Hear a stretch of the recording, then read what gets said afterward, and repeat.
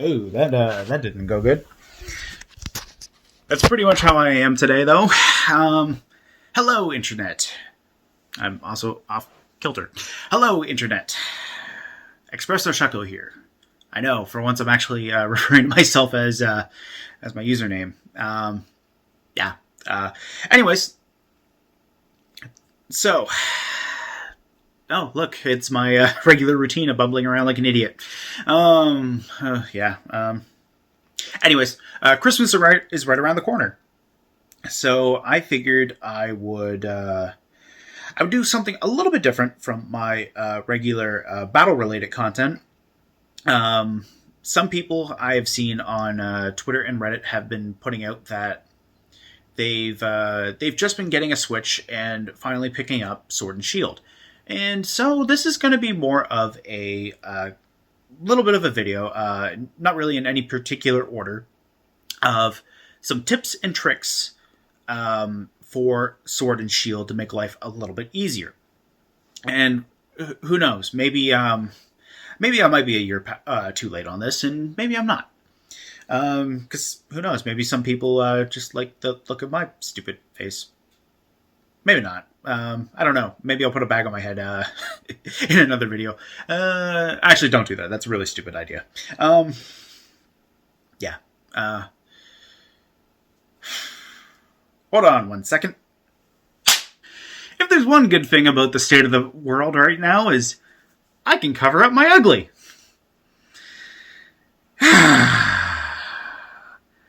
At least one person has cringed from that, and that person might be me. Anyways, jokes aside,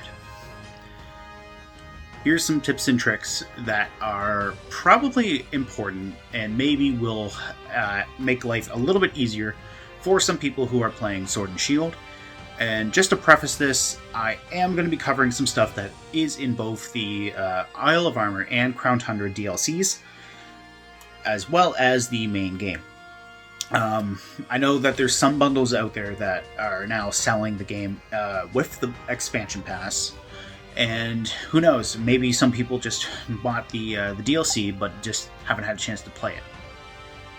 So, let's bring up the town map. So, maybe you're looking for Evolutionary Stones. Well, if you have the ability to travel across water, you can go to the wild area. I'm just going to fly to another section of it right now because I'm in the bridge field. So if you go to the Lake of Outrage, there's a ring of stones where you can pick up Evolutionary Stones. Now this is based off of RNG, and I'm just going to show you where it is on my screen because I've already gone through and collected them. So basically, depending on the weather and the day,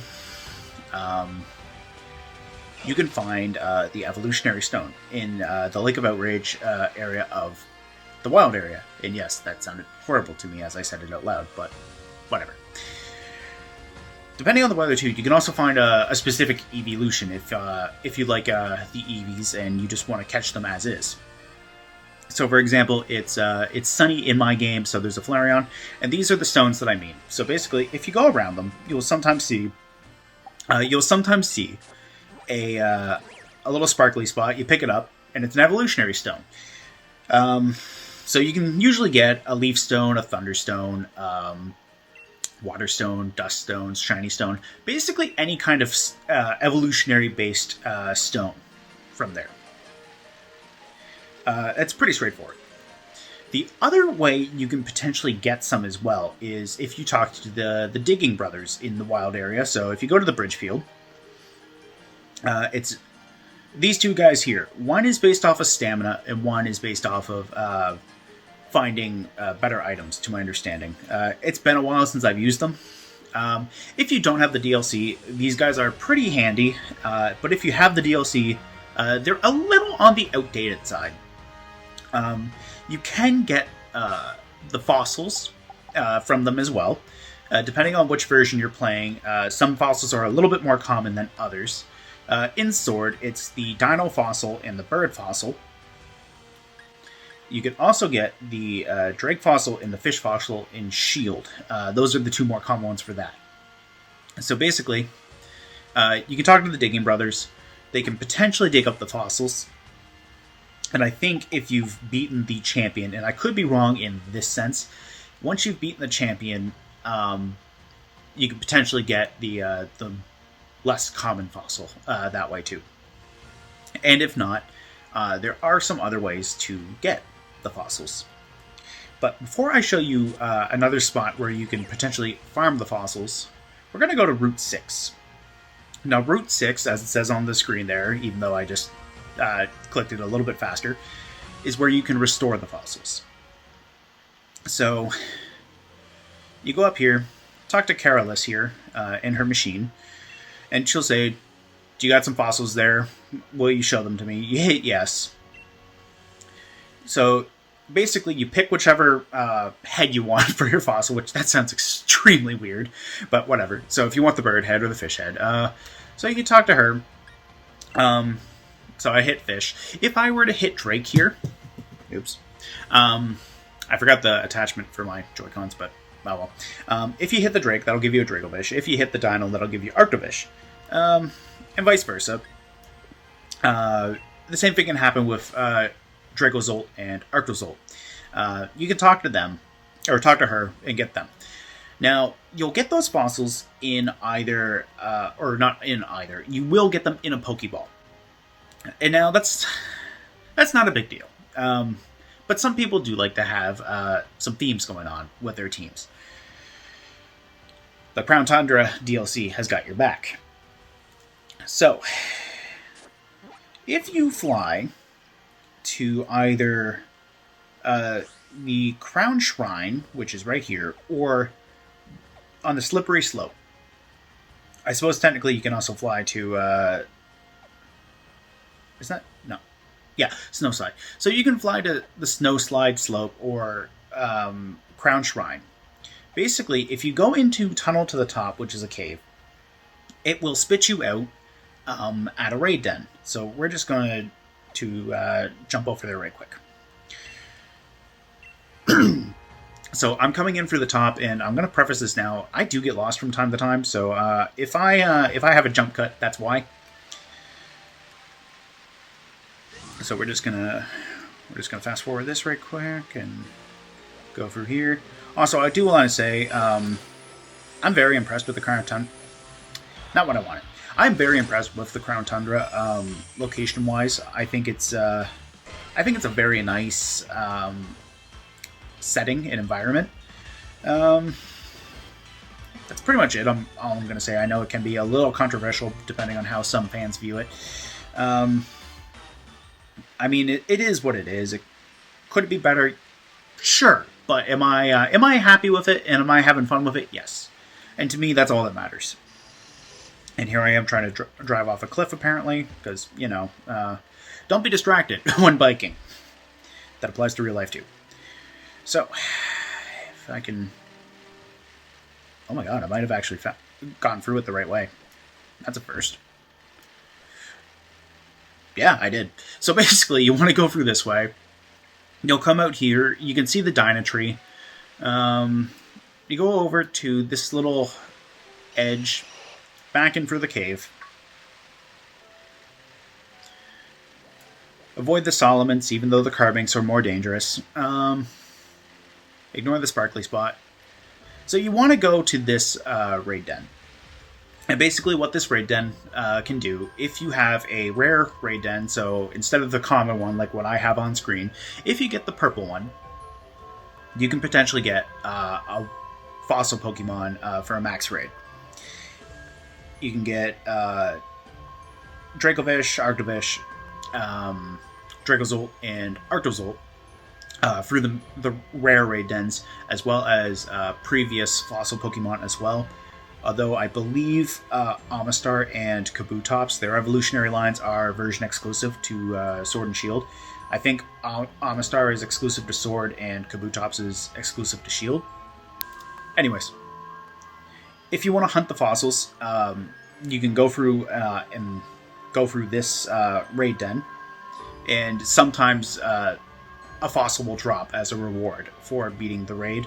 And as a little bonus note, you can potentially get the hidden abilities on the Gen 8 fossils, which you cannot do if you go to Kara Liss. She'll give you a fossil with its standard ability.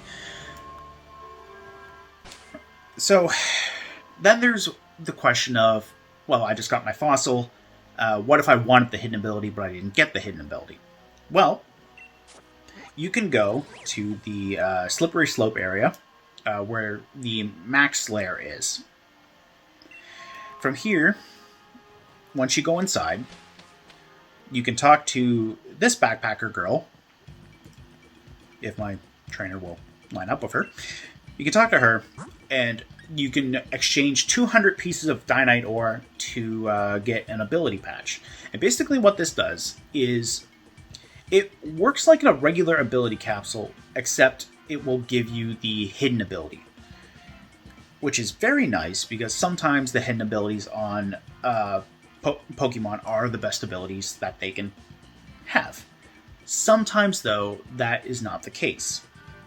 So I will say this, use caution when you're using an ability capsule or an ability patch, because it's not reversible.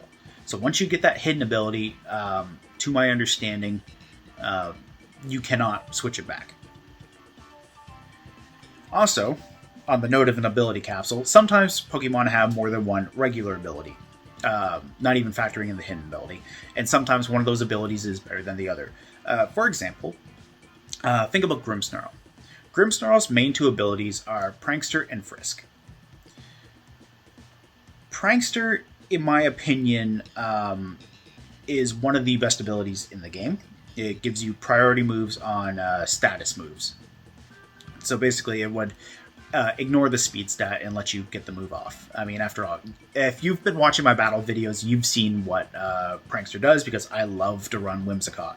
And the nice thing about ability capsules versus ability patches are they are reversible. So if you're bumping back and forth between two regular abilities, say for example, you have Clear Body Dragapult and Infiltrator Dragapult. Say you might think Infiltrator is the way to go, but then realize, oh, maybe Clear Body was actually the better option. You can just use an ability capsule and get that changed over. Now, as you can also see on my screen, it costs 50 Dynite ore to do that. There's a better way to do this. So, oh, actually, before I leave here, I do want to say, this is where you can also catch previous legendaries from other games.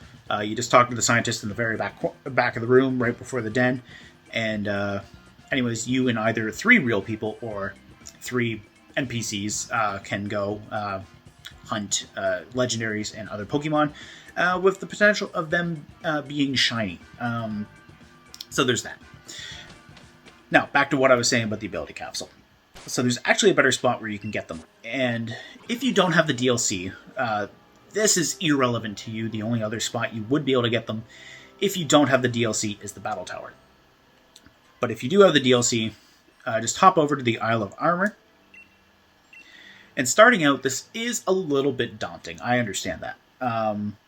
But as you go through the game, items really stack up. Especially if you're like me and literally spend an entire day just doing raids. Some items will stack up. Now, anyways, here is the Cramomatic, one of the Isle of Armor's best features that was introduced, in my opinion.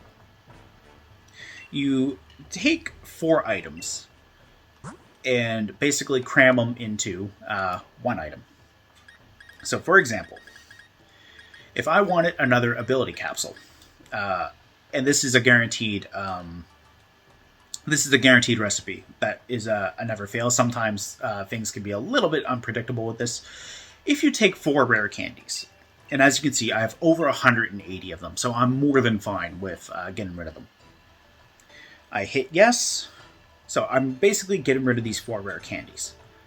But I'm going to get an ability capsule as the trade-off, which is very nice.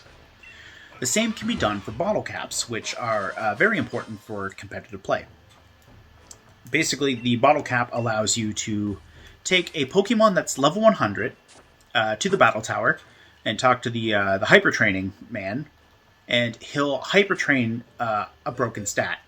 So, for example, with Zapdos here, where you can see for my Zapdos' stats, it says best HP, best attack, and so on until you get down to special attack, whereas this hyper train.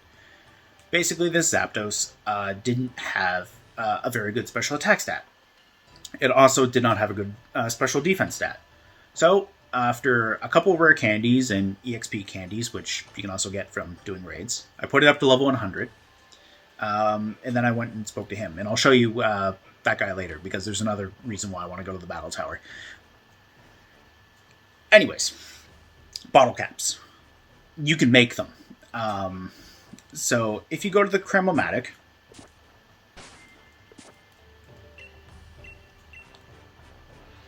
you can do this. You can take 2 big nuggets and 2 big comet shards. And basically you would go 1, 2, 3, 4 in this order. And now I'm not going to get rid of the last of my comet shards yet because I am trying to build them up. You would put the last comet shard in there, hit yes, you get a guaranteed bottle cap. If you were to take 4 regular bottle caps, that'll make a gold bottle cap. And the gold bottle cap will basically allow you to hyper train all stats for the cost of 1 item, which is very nice. So that's the Cram-O-Matic right there. Okay, so we're at the battle tower now. Here's an important thing. So, you can talk to this man here. This is the guy that I said you would talk to hyper train. You take a level 100 Pokemon, you talk to him, and he'll say which stat do you want to hype up, and then it'll open up a menu. Let me just see if I can find something that needs... Okay, so I'm going to take this Azumarill right here. So as you can see, the speed stat is decent, the special attack stat is decent. Now, I'm not going to follow through with this, I'm just going to show you the menu. So he's going to say, do you want to use a regular bottle cap or a gold bottle cap? So for the sake of this video, I'm just going to say regular bottle cap. He follows up with what stat should I hype up? And then you can literally just check it off right here. That's pretty easy. The next thing that's important about the battle tower, and I think this started when the DLC came out, but I think it was patched into other games, or like other copies of the game that don't have the DLC as well, is this guy right here. So basically, you talk to him, and he'll ask you if you have stuff from other regions that you would like to participate in ranked battles. So basically, anything that's been transferred up from anywhere between Gen 1 and 7 to Generation 8. It cannot go into ranked battles unless you talk to this guy. So basically, this Kartana came from Sun version from Gen 7. So as you can see, it's got the cross slash clover icon for the Alola region, as opposed to the Pokeball icon for Gen 8 and the Galar region. So basically, I talked to this guy, and actually I need to do this for my Kartana anyway, so I'm going to do this for the video. So I hit select. Now, this is the important thing. Whatever Pokemon it is, he will remove the moves that it has. So if you got something from an event that has a rare move that you can't get otherwise, you will delete that. And there's no going back. It cannot be relearned. So in this case, my Kartana has nothing special. I'm going to hit yes. And there's the warning about the rare moves. Are you sure you're okay with that? Yes, I am. So I hit yes. Screen goes white. And now Kartana is ready for ranked battles. And now you might be wondering, well, how do I know it's ready for ranked battles? So I go into my box. I go up to my Kartana. I hit summary. And next to the little clover cross, there's a little star icon. That's the battle ready mark, meaning that I can now take this particular Kartana into ranked battles online. Now, another thing that I haven't mentioned, and I'm just going to move this Kartana into my party. This next little bit is introduced right very early on as soon as you get to the wild area, and that is your Dynamax level. So basically, I'm going to compare between my Zapdos and my Kartana here. So for Zapdos here, the Dynamax level, the meter is full. My Kartana has nothing. So Dynamax is the main mechanic behind battles in Gen 8. You first encounter this when you hit to the wild area at very early on in the game. In order to raise your Dynamax level, you need to feed your Pokemon Dynamax candy. You get Dynamax candy along with EXP candies and rare candies from winning max raids. It's very, very easy to stockpile. So in the other items tab, there's the item right there. Basically, the more raids you win, the faster it stockpiles. For example, I have over 900 of these because, you know, yeah, I actually can't come up with anything witty for that. So anyways, if I want to raise the level, I just go to Kartana. The max you can feed it for Dynamax candies is 10. And basically what Dynamax does is it increases your max HP on top of changing all of your regular moves into max moves. So basically, a max move drastically increases the move's power and has its own unique effect. But that's a topic for a different video. When you have max Dynamax level, your maximum HP doubles when you hit the Dynamax button. If you don't have max level, that affects how much HP you get by Dynamaxing. The more HP you have, the better, because that goes a long way in terms of general bulkiness. Now, the last thing I want to touch on for this tip is Nature Mints. Now, Nature Mints are brand new in Generation 8. If you don't have the DLC, the Battle Tower is your best bet for getting them. So you would talk to this girl here in the corner on the opposite side, and she will sell you Nature Mints for 50 battle points. That's pretty straightforward. You just talk to her, and you can also buy items from this guy here too. Yeah, that's pretty much all it is for him.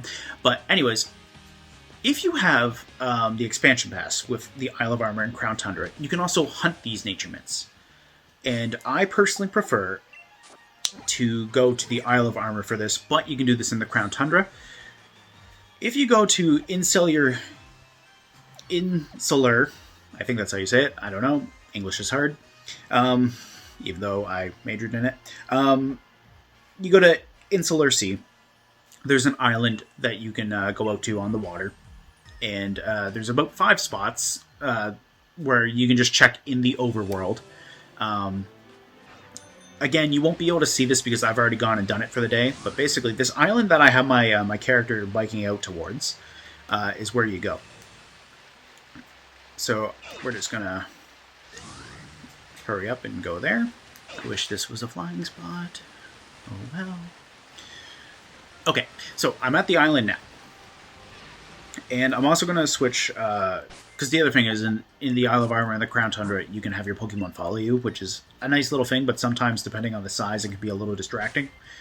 So I'm going to switch in Kartana here, because Kartana is significantly smaller than Zapdos.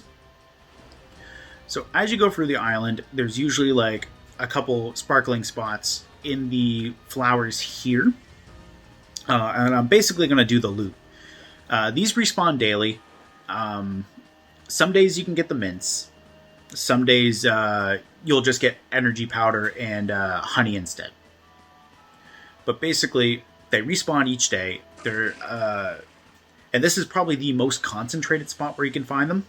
Although I don't explore that often in the Crown Tundra. I'm usually doing max raids or Dynamax adventures in the Crown Tundra, so I'm not as familiar with Crown Tundra as I am this, but anyways, that's probably the best spot that you can hunt them, although you can go to the soothing wetlands in the Isle of Armor, and you might be able to periodically find a mint. Though, out of my own personal luck, and maybe it's just RNG, I usually find I don't get many mints from the soothing wetlands at all, but it is nice to find. And then in the Crown Tundra, I find sometimes you can find some here in the Old Cemetery and here in Giant's Bed. I don't... Oh, that's also Giant's Bed. And so is that. So, anyways, you can sometimes find mints in this general area as well, but... like I said, the island in the Insular Sea is probably the most consistent. And that's pretty much it for some helpful tips and tricks. A few quick things that I can say right quick is if you want to grind out battle points, you can do it at the battle tower, or you can just straight up do ranked battles on Battle Spot. Each time you rank up, you'll usually get something like 10 to 20 battle points just free, or they'll periodically give it to you. Same thing goes for the ranking up in the battle tower.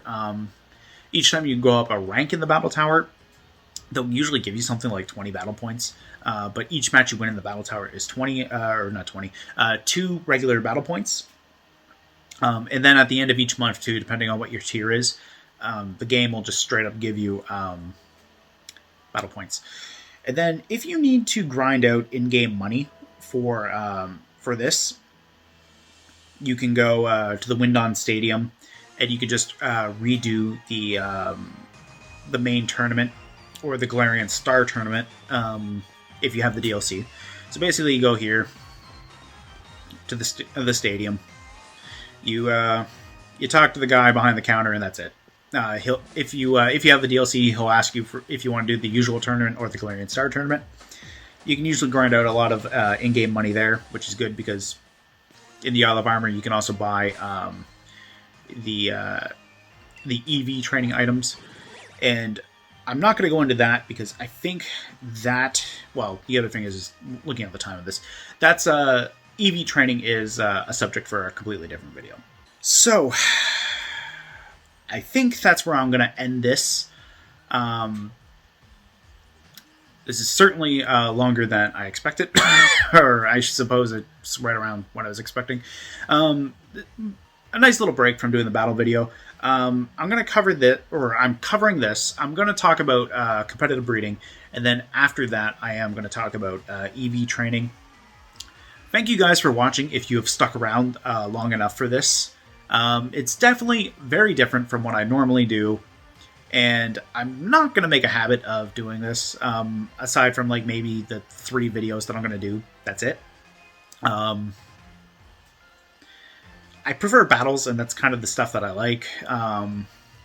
But anyways, this is more or less just a little bit of behind the scenes, and who knows, maybe if you want to get into battling. And this is just a big chunk. I know it's a lot to digest, but it's something that could be handy. Anyways, thank you for watching. I hope you liked the video, and I will see you either with another video on some tips and tricks for either breeding or EV training, or even just my regular battle content. I will see you eventually. Bye-bye.